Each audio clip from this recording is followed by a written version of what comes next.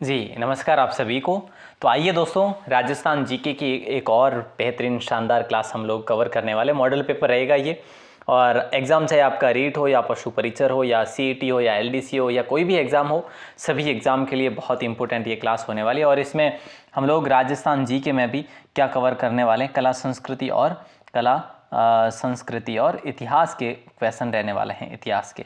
ठीक है, ऐसा भी नहीं है कि भाई भूगोल के नहीं, भूगोल के अभी के लिए क्वेश्चंस नहीं है, कोई एक आध क्वेश्चन मिल सकता है। तो आइए दोस्तों, राजस्थान जीके का मॉडल पेपर बेस्ट रहेगा, ये परीक्षा में आने योग्य प्रश्न है, इसमें वो प्रश्न भी शामिल है जो एग्जाम में पूछे गए भी है। तो ये मॉडल संख्या ये 4 रहने वाली है आपके लिए राजस्थान जीके की। लगातार डेली प्रतिदिन रात को 9 बजे ये क्लास होती है आपकी। पशु परिचर एग्ज़ाम के लिए फ्री आपको पीडीएफ चाहिए, फ्री कोर्स आपको लेना है, तो आप राजस्थान 360 ऐप को इंस्टॉल कर लो, या फिर आप राजस्थान क्लासेस वेबसाइट को विजिट कर लो। जो आपको ठीक लगे वो ज़रूर करिएगा। फ्री देखो, ऐप पर फ्री भी है और पेड भी है, दोनों चीज़ें अवेलेबल है, आपको जो ठीक लगे वो कर लेना। ओके, चलिए साहब, बहुत बढ़िया। अब देखिए, Telegram, Google website, play store, सबका नाम ये है। और आप व्हाट्सएप पर भी हमें मैसेज करके अपना नाम और ज़िला लिखकर ज़रूर अपना नाम और ज़िला लिखकर मैसेज करें, ताकि आपको ग्रुप में भी ऐड कर लेंगे हम, कोई दिक्कत नहीं है। पहला सवाल आपका आज की स्क्रीन पर है, और बताइए, नाथू मुराद रामलाल अली रजा चित्रकारों का संबंध किस चित्रकला शैली से? तो देखिए दोस्तों, यहाँ पे हम बात करें तो राइट आंसर आपका हो जाएगा बीकानेर शैली। और बीकानेर शैली एक ऐसी शैली है जो सबसे ज़्यादा कब चमकी थी, या फिर स्वर्णकाल किसके समय का रहा था? तो याद रखना, अनूप सिंह के समय का रहा था। अनूप सिंह के समय का बीकानेर चित्रकला शैली का स्वर्णकाल रहा था। अगला सवाल देखिए, सुप्रसिद्ध कायाबेली ग्रंथ की रचना किसने की थी? सुप्रसिद्ध कायाबेली ग्रंथ की रचना किसने की थी? तो याद रखना दोस्तों, ऑप्शन सी को लॉक करेंगे, दादू दयाल ने की थी। कायाबेली ग्रंथ की रचना दादू दयाल ने की थी। ठीक है, और इनको राजस्थान का कबीर भी कहा जाता है। दादू जी को राजस्थान का कबीर भी कहा जाता है। इनके द्वारा और भी बहुत सारे, जैसे संत गुण सागर जो है, ठीक है, और भी हम बात करें जैसे नाममाला वगैरह है, नाममाला। वैसे दादू पंथ आप सभी को पता है कहाँ पे, देखो जयपुर का कौन सा गांव है जहाँ पर दादू पंथ की पीठ है? नरेना गांव, नरेना या फिर नारायणा, ये भी आपको याद रखना है। अगला सवाल देखो, अगला सवाल है, बकनाजी, संतदास जी, जगन्नाथ दास जी, गरीबदास जी और माधवदास जी नामक संतों का संबंध निम्न में से किस संप्रदाय के साथ था? ठीक है, तो राइट आंसर बताइए दोस्तों, इनका संबंध किसके साथ था? तो याद रखना, दादूपंथ से ही संबंधित है ये सारे के सारे जो भी संत हैं, दादूपंथी संप्रदाय के ये क्या थे दोस्तों? संत थे, याद रखना। ठीक है, वैसे आप सबको ये भी बताया कि दादू संप्रदाय के उप शाखाएँ की बात करें तो 4 उप शाखाएँ थी। एक तो खालसा, ठीक है, एक विरक्त, देखो खालसा पढ़ा है आपने, एक विरक्त पढ़ा है, एक नागा उप शाखा भी है इनकी, और एक निहंग है ना, निहंग, नागा, विरक्त, खालसा, ये इनकी उप शाखाएं हैं। ठीक है, अगला सवाल है, 1560 ईस्वी का परमारकालीन कोलरगढ़ दुर्ग किस जिले में है? देखिए दोस्तों, कोलरगढ़ दुर्ग की बात करें तो ये आपके सिरोही जिले में है। ठीक है, सिरोही में परमारों का शासन हुआ था, वैसे आप सभी को पता है 11वीं-12वीं सदी में। तो यहाँ पे परमार शासकों की प्राचीन राजधानी थी, आप सभी को पता हो तो चंद्रावती, और चंद्रावती के पास में ये कोलारगढ़ दुर्ग है, यानी ऑप्शन सी को आपने लॉक करा है। बहुत अच्छा सवाल। अगला सवाल, निम्न में से कौन सा आभूषण राजस्थानी परिवेश में दांत से संबंध रखता है? देखो, दांतों के आभूषण की बात करें, जैसे रखन हमने पढ़ा कई बार, दांतों का आभूषण है। छूप की बात करें, दांतों का आभूषण है। ठीक है, मेख की बात करें तो दांतों का आभूषण है, और हम बात करें धांस की तो ये भी दांतों का आभूषण है। तो यहाँ पे हमने बात करी, ऑप्शन सी को लॉक कर लेंगे हम लोग। ठीक है, बहुत अच्छा सवाल है, और धांस भी दांतों का ही आभूषण है। अगला सवाल है, संत जाम्बोजी का जन्म स्थल कौन से जिले में? देखो, वैसे आप सबको ये पता होगा कि संत जाम्बोजी का जन्म कहाँ पर हुआ था। तो संत जाम्बोजी का जन्म जो है ये नागौर में हुआ था। नागौर में भी कहाँ पे? पीपासर में। नागौर में कहाँ पे हुआ था? पीपासर में हुआ था। ठीक है, और आपसे ऐसा भी सवाल पूछा जाए कि ये कब हुआ था, कहाँ पे हुआ था? नागौर देखो संत जाम्बू का जन्म नागौर के पीपासर में और पंवार वंशीय परिवार में, या फिर यूँ कह लो पंवार वंशीय थे ये, और 1508 में इनका जन्म हुआ था, विक्रम संवत। नेक्स्ट सवाल देखिए कि मुणोत नैन्सी ने गोइलों की कितनी शाखाएं बताई, और यही सवाल अभी RAS के एग्ज़ाम में पूछा गया था, RAS एग्ज़ाम में पूछा गया था। तो 24 शाखाएं बताई थी। ठीक है, प्रमुख शाखाएं तो वही है जो मेवाड़ है, वागड़ है, चाटसू वगैरह है ना। अगला सवाल देखिए, अगला सवाल है कि भ्रमर गीत किसके द्वारा चित्रित किया गया था? भ्रमर नामक गीत है, भ्रमर गीत, ये किसके द्वारा चित्रित किया गया है? तो साहिबदीन के द्वारा भ्रमर गीत चित्रित किया गया। ऑप्शन बी आप सभी का सही आंसर हो जाएगा। 1659 ईस्वी की बात है, साहिबदीन। देखो राजस्थान चित्रकला में दो चित्रकार हुए, एक साहिब राम और एक साहिबदीन। साहिबदीन की बात करें तो मेवाड़ का ये था, ठीक है, और साहिब राम की बात करें ये जयपुर का चित्रकार थे। ठीक है, तो दोनों के बारे में, साहिबदीन मेवाड़ के चित्रकार थे, तो साहिब राम जयपुर के चित्रकार थे।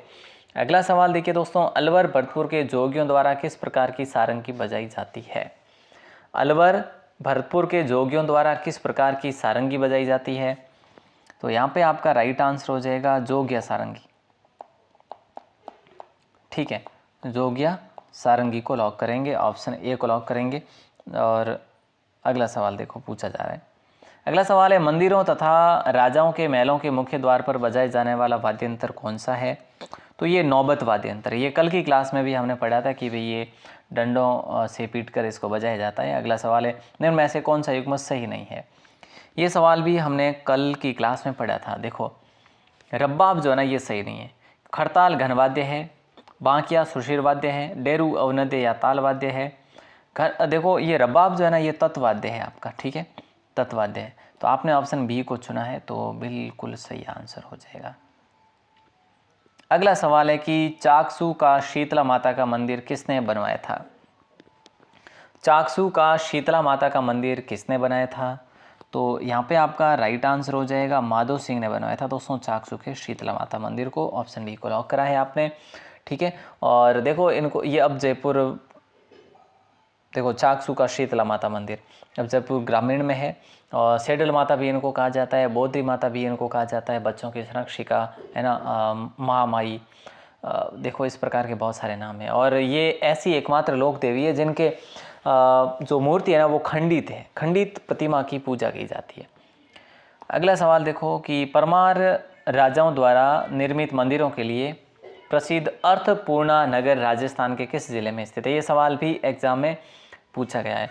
अर्थपूर्णा कह लो, अर्थपूर्णा कहोगे तो और भी बेटर रहेगा, अर्थपूर्णा लिख रहे हैं तो भी ठीक है, लेकिन यहाँ पे आपका राइट आंसर ऑप्शन ए हो जाएगा। ठीक है, अब देखो यहाँ पे कोई ये परमारों की राजधानी ही थी, वैसे कोई दिक्कत नहीं है, लेकिन एक चीज़ यहाँ पे और याद रखना दोस्तों कि बांसवाड़ा अब कौन से संभाग में है? ठीक है, तो पहले ये उदयपुर संभाग में था। ठीक है, पूर्ववत ये उदयपुर में था, लेकिन अब जो है बांसवाड़ा खुद एक संभाग है, बांसवाड़ा नाम से खुद एक संभाग है, तो ये बांसवाड़ा संभाग के अंतर्गत आता है। ठीक है, कोई दिक्कत नहीं है। अगला सवाल है सात सहेलियों का मंदिर जो कि झालरापाटन में स्थित है ना, तो निर्माण किसने करवाया था? सात सहेलियों का मंदिर जो कि झालरापाटन में स्थित है, निर्माण किसने करवाया था? ऑप्शन बी को लॉक करेंगे, नागभट्ट द्वितीय ने करवाया था। ठीक है, बहुत अच्छा सवाल है। और ये देखो वैसे हम बात करें तो इसको चार भुजा का मंदिर भी कहा गया है, चार भुजा का मंदिर भी इसको कहा। ये किसने कहा? ये तो कर्नल जेम्स टॉड ने कहा, जेम्स टॉड ने कहा कि भाई ये तो चार भुजा का मंदिर है। अगला सवाल देखो कि पीएल चक्रवर्ती और श्री विजय कुमार किस सभ्यता से संबंधित है? पीएल चक्रवर्ती व विजय कुमार किस सभ्यता से संबंधित है? तो यहाँ पे आपका राइट आंसर हो जाएगा सांभर। ऑप्शन डी को आप लॉक करेंगे दोस्तों। ठीक है, देखो पीएल चक्रवर्ती और विजय कुमार, इनसे पहले भी दयाराम साहनी ने इस पर खोज करवाई थी, 1936 से 38 तक खुदाई करवाई थी। ठीक है। लेकिन उसके बाद में अगर कोई नाम जुड़ते हैं तो PL चक्रवर्ती और विजय कुमार, और ये सांभर को लॉक करेंगे, ऑप्शन डी। और आगे बढ़ते हैं, अगले सवाल को देखेंगे। अगले सवाल की बात करें तो अगला सवाल है कि भरतपुर प्रजामंडल की स्थापना कहाँ पर की गई। भरतपुर प्रजामंडल की स्थापना दोस्तों रेवाड़ी में की गई या हिसार में की गई, ये बताइए। बोले सर रेवाड़ी में की गई। रेवाड़ी हरियाणा में पड़ता है और 1938 में इसकी स्थापना की गई थी। ठीक है, किसके प्रयासों से की गई इस प्रजामंडल की स्थापना, तो याद रखना जोशी जी थे जिनका नाम था कृष्णलाल जोशी। ठीक है, तो ये भी आपको याद रखना है, एक बहुत अच्छा सवाल है। और अगला सवाल देखिए, एकीकरण के दौरान कब राजस्थान को विधिवत रूप से नाम दिया गया, या फिर यूँ कह लो कि एकीकरण दौर में कब राजस्थान को विधिवत रूप से नाम दिया गया था। तो ये सवाल बहुत इंपॉर्टेंट है, कई बार एग्जामिनर हमें ये ऐसा सवाल कर देते हैं तो हम कंफ्यूज हो जाते हैं। तो 1950 को जो है विधिवत रूप से हमें नाम मिल गया था, ऑप्शन सी को लॉक करेंगे। और पूर्ण रूप से अस्तित्व में कब आया था राजस्थान, जो वर्तमान में राजस्थान है, ये आया था 1956 1 नवंबर, और इसी दिन जो है राज्यपाल पद सर्जित हुआ था। ओके, क्लियर है साहब। अगला सवाल देखो, अगला सवाल है एला ख्याल लोक नाट्य राजस्थान के किन क्षेत्रों से संबंधित है। एला ख्याल लोक नाट्य राजस्थान के किन क्षेत्रों से संबंधित है, तो यहाँ पे ऑप्शन बी को लॉक करेंगे, दौसा और सवाई माधोपुर। ठीक है, और एक चीज़ और यहाँ पे ऐड कर लो, करौली, और एक गंगापुर सिटी भी कर सकते हैं आप, गंगापुर सिटी। ठीक है, तो इसमें वाद्य यंत्र की बात करें तो वाद्य यंत्र इसमें प्रयोग होता है नौबत।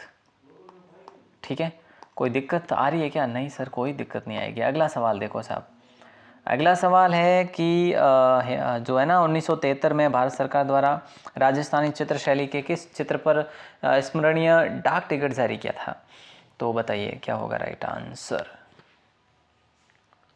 तो यहाँ पे दोस्तों राइट आंसर आपका होगा बनी ठनी। बनी ठनी को लॉक करेंगे। 1973 में भारत सरकार द्वारा राजस्थानी चित्र शैली के किस चित्र पर स्मरणीय डाक टिकट जारी किया गया, तो बनी ठनी को किया गया। और बनी ठनी जो है ये किसकी है, किशनगढ़ की शैली है बनी ठनी। किशनगढ़ शैली की जो है ये चित्र है, किशनगढ़ शैली का चित्र है। और यूँ ही हम बात करें तो चित्रकार की, तो निहाल चंद चित्रकार थे इसके, किसके समय थे, तो सावन सिंह के समय थे। ठीक है, तो ये भी आपको बताओ। अगला सवाल देखिए, रामलाल, अली रजा और हसन जैसे विख्यात चित्रकारों का त्रिगुट कौन सी शैली से संबंधित है। ये तीनों का गुट था इनका, और ये जो है तीनों का गुट बीकानेर शैली के थे ये। और इनके साथ साथ और भी, जैसे साथ नहीं लेकिन चित्रकारों की बात करें इनके साथ ही, तो रुकनुद्दीन थे, है ना, शाह मोहम्मद भी थे, और मुन्ना लाल भी थे, मुकुंद भी थे। तो ये बीकानेर चित्रकला शैली हो जाएगा उसके चित्रकार। लेकिन ऐसा सवाल भी आपसे पूछा जाए कि ऐसी कौन सी शैली है जिस पर चित्रकार नाम और तिथि अंकित करते थे चित्र पर, तो वो बीकानेर शैली ही है। ये भी फैक्ट है। राजस्थान हिंदी ग्रंथ अकादमी की स्थापना कब की गई, और मैं आपसे अगर पूछूं कि भाई ये कब का छोड़िए क्योंकि ये थोड़ा डिफिकल्ट हो जाएगा, कब कहाँ पर की गई ये अगर पूछा जाए आपसे तो आप जयपुर करेंगे बेझिझक। ठीक है, और कब की गई तो आप कहेंगे 1969 में की गई। ठीक है, तो ये भी इम्पोर्टेंट सवाल है। और 1969 15 जुलाई है मेरे ख्याल से, 15 जुलाई 1969। तो इसको आप अच्छे से याद रखेंगे। और अगला सवाल आपकी स्क्रीन पर कुछ इस प्रकार से है, देखो साहब क्या कह रहा है ये कह रहा है कि सीकर में शाकंभरी माता का मंदिर किसने बनवाया था। ये सवाल पूछा जा रहा है, कितना आसान सा सवाल है। सीकर में शाकंभरी माता का मंदिर किसने बनवाया था, तो दोनों का तो सवाल बनता ही नहीं है, सेठ मंडन ने बनवाया था, ऑप्शन बी को लॉक करेंगे। और ये वैसे यहाँ पे मेले की बात करें, नवरात्रा में मेला भरता है। ठीक है, शाकंभरी माता को, सीकर वाली शाकंभरी माता को तो आप सकराय माता भी कह सकते हैं। ठीक है, सकराय माता भी कहते हैं। 7वीं सदी में इसका निर्माण हुआ था। अगला सवाल है, चंदन के चितेरे किन्हें कहा जाता है। चंदन के चितेरे की बात करें तो चुरू के हैं ये पवन जांगीर साहब, ऑप्शन ए को लॉक करेंगे। चंदन की मूर्तियों का काम इनका मुख्य रूप से रहता है इसीलिए। अगला सवाल है, रामनाथ चौधरी का संबंध किस वाद्य यंत्र से है। रामनाथ चौधरी का संबंध किस वाद्य यंत्र से है। रामनाथ चौधरी का संबंध किस वाद्य यंत्र से है, तो आपका दोस्तों राइट आंसर हो जाएगा अलगोजा। अलगोजा, ठीक है, तो ऑप्शन बी को लॉक करेंगे। रामनाथ चौधरी का संबंध किस वाद्यंत्र से है? तो अलगोजा से है। और अलगोजा, ये अलगोजा को नाक से बजाते हैं, ठीक है। और हालांकि आपको पता है कि अलगोजा कैसा वाद्यंत्र है? फूंक देकर बजाया जाने वाला, या फिर यूँ कह लीजिए फूंक देकर बजाया जाने वाला वाद्यंत्र है अलगोजा। ऑप्शन बी को लॉक करेंगे। और ये रामलाल जो चौधरी है ना, ये मतलब जयपुर के हैं और ये नाक से बजाते हैं अलगोजा, इसलिए ये पॉपुलर है। अगला सवाल है, सुमेलित नहीं है। राई नृत्य जो भील जाति का है, ये सही है, बिल्कुल सही बात है। वालर नृत्य गरासियों का है, गरासियों की घूमर भी कहते हैं, बिना वाद्यंत्र का है, ठीक है। और पनियारी नृत्य डामोर का नहीं है। शंकरीय नृत्य कालबेलियाओं को, तो पनियारी भी कालबेलियाओं का ही है, पनियारी भी कालबेलिया का ही है।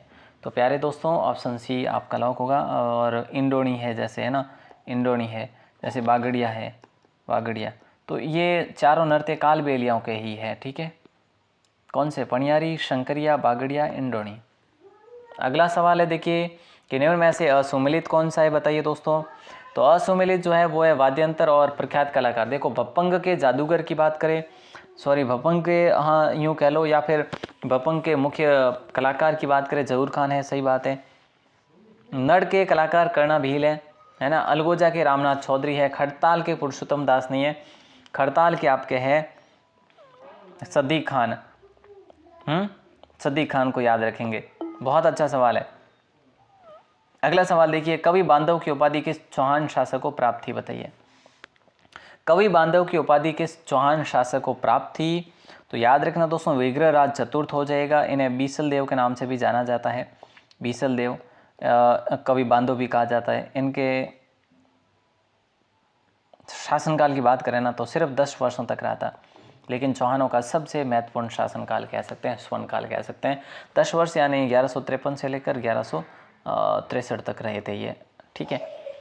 इनका शासन रहा था, याद रखना। अच्छा सवाल है। इन्हीं के समय बीसल देव जो है बांध की शुरुआत हुई थी। अगला सवाल है कि प्राचीन रक्तंद जी माता का मंदिर किस जिले में है? रक्तंद जी माता जो है, इनको संतूर माता भी कहा जाता है, संतूर गांव में स्थित है। ऑप्शन ए को लॉक करेंगे, बूंदी में है, ठीक है, क्लियर है। अगला सवाल देखो, कुक्कुट की नस्ल कौन सी है? देखिए दोस्तों, इनमें से कुक्कुट की नस्ल आपसे पूछा जा रहा है। तो असील, वर्षा, टेनी, वर्षा व टेनी नस्ल भी है, वर्षा व टेनी नस्ल भी है, तो असील भी है। ऑप्शन डी आपका लॉक हो जाएगा। बहुत अच्छा सवाल है, इम्पोर्टेंट सवाल है, कुक्कुट की नस्लों का है। पार्ट ए पार्ट बी दोनों में इम्पोर्टेंट है, यानी पशु परीक्षर वालों के लिए, है ना।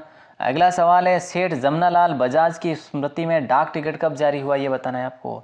बहुत अच्छा सवाल है, और ये हुआ था 4 नवंबर 1970 को, 4 नवंबर 1970 को हुआ था। ऑप्शन बी को लॉक करेंगे। गांधी सेवा संघ की स्थापना भी सेठ जमनालाल बजाज ने की थी 1934 में, याद होना चाहिए। सेठ जमनालाल बजाज को गांधी जी का 5वां पुत्र भी कहा जाता है, ठीक है।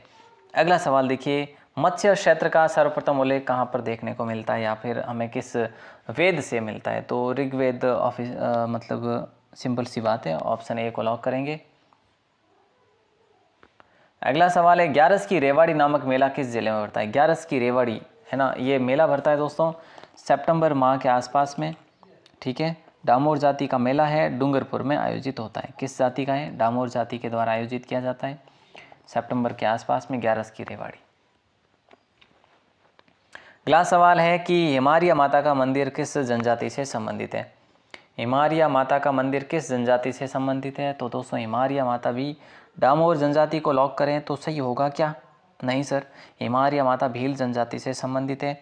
काकड़ माता के नाम से भी इनको जाना जाता है।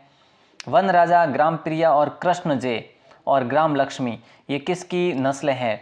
और बेहद ही शानदार इंपॉर्टेंट सवाल है, एग्जाम में पूछे जाने की प्रबल संभावना भी है। तो ये देशी नस्लें हैं और ये मुर्गी की नस्ल है दोस्तों। कड़कनाथ, कड़कनाथ भी सर मुर्गी की नस्ल है, ठीक है।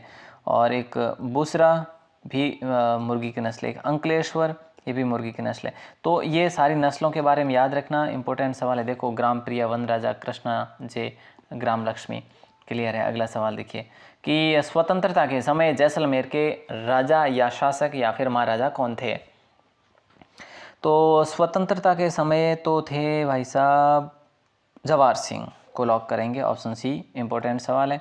और स्वतंत्रता के समय ही जो है मोहनगढ़ दुर्ग का निर्माण हुआ था। मोहनगढ़ दुर्ग का निर्माण हुआ था, जो कि राजस्थान का सबसे लेटेस्ट दुर्ग माना जाता है, सबसे नवीनतम दुर्ग माना जाता है ना।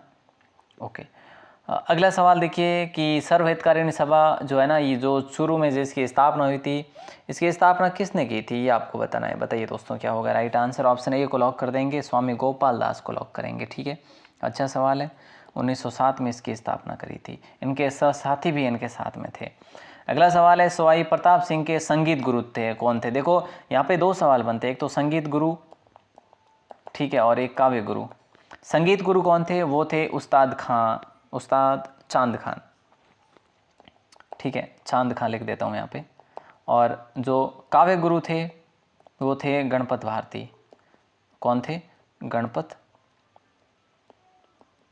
भारती। इंपॉर्टेंट सवाल है दोस्तों, ठीक है। आगे बढ़ते हैं, अगले सवाल को देखते हैं। अगला सवाल जो है निष्कलंक संप्रदाय, ये हमने पढ़ लिया आज की क्लास में, डूंगरपुर है। ये कल की क्लास में हमने पढ़ा था कि महाराणा जय सिंह से, राज सिंह से संबंधित क्या गलत है, तो ये गलत था, यहाँ पे औरंगजेब था। ठीक है, अब एक सवाल जो आपको आखिर में देना चाहिए वो मैं देना चाहूँगा आपको, ठीक है।